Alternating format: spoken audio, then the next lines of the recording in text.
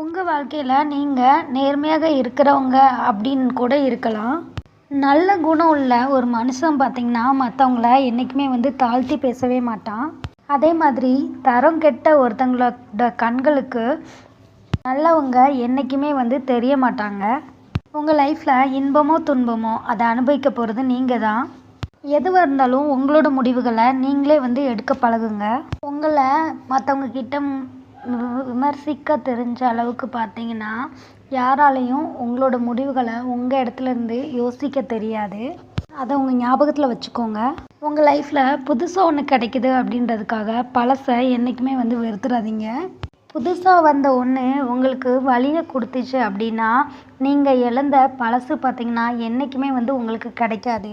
நம்மளுக்கான மகிழ்ச்சியை வேற ஒருத்தங்க தருவாங்க அப்படின்னு எதிர்பார்க்குறத தவிர்த்துட்டு நம்மளுக்கான மகிழ்ச்சியை நம்மளே உருவாக்க தெரிஞ்ச ஒருத்தங்களால தான் சந்தோஷமாக வாழ முடியும்.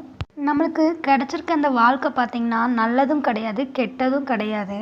உங்களுக்கு கிடச்சிருக்க அந்த வாழ்க்கையை நல்லதாகவும் கெட்டதாகவும் மாற்றிக்கிறது நீங்கள் தான் அப்படின்றத உங்கள் லைஃப்பில் உணர்ந்துக்கோங்க. அளவுக்கு அதிகமான அன்பு மட்டுமே நம்மளை என்றைக்கும் முட்டாளாக்காது.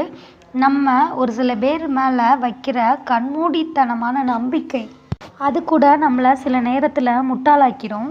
நம்மளுக்கு சொந்தம்னு சொல்லிக்கிட்டு பார்த்திங்கன்னா நம்ம லைஃப்பில் நிறைய பேர் வருவாங்க. ஆனால் நம்ம ஒரு கஷ்டத்தில் இருக்கும்போது தான் உண்மையான சொந்தக்காரங்க யார் அப்படின்றத புரிஞ்சுக்க முடியும். அதே மாதிரி தப்பு செஞ்சவங்கள நீங்கள் உங்கள் லைஃப்பில் மன்னிச்சிருங்க. துரோகம் செஞ்சவங்கள பார்த்திங்கன்னா என்றைக்குமே மன்னிக்காதீங்க.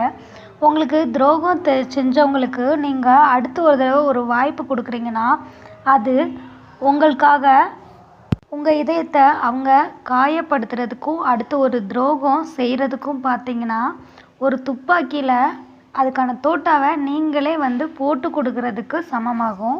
ஸோ அந்த ஒரு தப்பை என்றைக்குமே செய்யாதீங்க. துரோகியை உங்கள் லைஃப்பில் மன்னிக்காதீங்க. அதே மாதிரி உங்களுக்கான மதிப்பு உங்ககிட்ட மட்டும்தான் இருக்குது. அதை மற்றவங்க கிட்ட தேடி மற்றவங்க கிட்ட நிரூபிக்க ட்ரை பண்ணாதீங்க. அப்படி ட்ரை பண்ணிங்கன்னா உங்களோட நிம்மதியை இழந்து கோபத்தையும் குழப்பத்தையும் மட்டும்தான் நீங்கள் அந்த இடத்துல உணர முடியும்.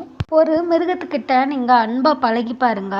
அது பார்த்திங்கன்னா மனுஷன் மாதிரி அப்படி மாறிடும். இதே பார்த்திங்கன்னா ஒரு மனுஷங்கிட்ட எப்போவுமே நீங்கள் ஜாக்கிரதையாக இருக்கணும். ஏன்னா எப்போ வேணாலும் மனுஷனோட மனசு மிருகமாக மாற சான்சஸ் இருக்குது. மற்றவங்க நீங்கள் காயப்படுத்தக்கூடாதுன்னு நினச்சிங்க அப்படின்னா நீங்கள் மௌனமாக இருந்து தான் ஆகணும். அதே சமயம் நீங்கள் யார்கிட்டையும் காயப்படக்கூடாதுன்னு நினச்சிங்கன்னா கண்டிப்பாக தனிமையில் தான் இருக்கணும்.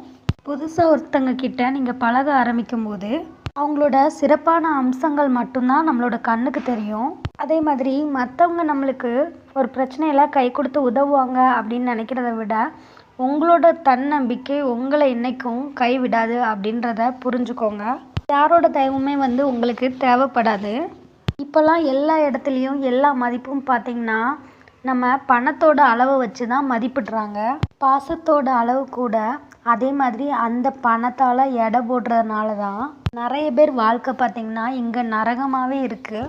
ஒரு மனுஷனோட அழகு அப்படின்றது மற்றவங்கள கவர்ற விதத்தில் கிடையாது. ஒருத்தங்க கிட்ட நம்ம காயப்படுத்தாமல் பழகுறோம் பார்த்திங்களா, அந்த குணத்தில் தான் இருக்குது. உங்கள் உணர்ச்சிகளை விட உங்களோட மனசை என்றைக்குமே திடமாக வச்சுக்கோங்க. இல்லைனா ஒவ்வொரு தடவையும் உங்களை நீங்கள் இழந்துக்கிட்டே தான் இருப்பீங்க உங்கள் லைஃப்பில். நம்மளுக்கு பிடிச்சவங்களோட நம்ம வாழ நினைக்கிறத விட நம்மளை யார் நல்லா புரிஞ்சுக்கிட்டாங்களோ அவங்க கூட வாழணும் அப்படின்னு நினைங்க. அப்படியேப்பட்ட வாழ்க்கை பார்த்திங்கன்னா உங்களுக்கு உண்மையாகவே ரொம்ப அழகாக இருக்கும்.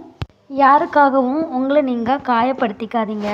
உங்களுக்கு உறவாக வரவங்க எல்லாத்தையுமே உயிராக நினைக்கிறது உங்களோட தப்பு தான். உங்கள் வாழ்க்கையில் உங்ககிட்ட போகிற எல்லாருமே பார்த்திங்கன்னா ஒரு வழிப்போக்கன் மாதிரி தான்.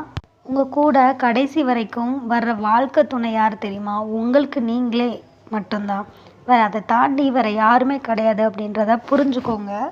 உங்கள் லைஃப்பில் காசு பணம் பொருள் இது எல்லாத்தையுமே தேடுங்க. ஆனால் யாருக்கிட்டேயும் போய் ஆறுதல் மட்டும் தேடாதீங்க. அதனால நான் உங்களுக்கு ஆறுதல் சொல்ல ஆரம்பித்தவங்க தான் லாஸ்ட்டு காலத்தில் உங்களை கஷ்டப்படுத்தி அதே ஆறுதலுக்காக வேற ஒருத்தங்களை நீங்கள் தேடுற ஒரு நிலமையில கொண்டு போய் தள்ளிட்டு போயிடுவாங்க. ஸோ யாரையும் நம்பி உங்களோட நம்பிக்கையை நீங்கள் இழந்துடாதீங்க உங்கள் லைஃப்பில். அதோடு சேர்ந்து உங்களோட நிம்மதியும் பறி போயிடும். இது மாதிரி அடுத்தடுத்த யூஸ்ஃபுல்லான வீடியோஸ்க்கு நம்ம சேனலை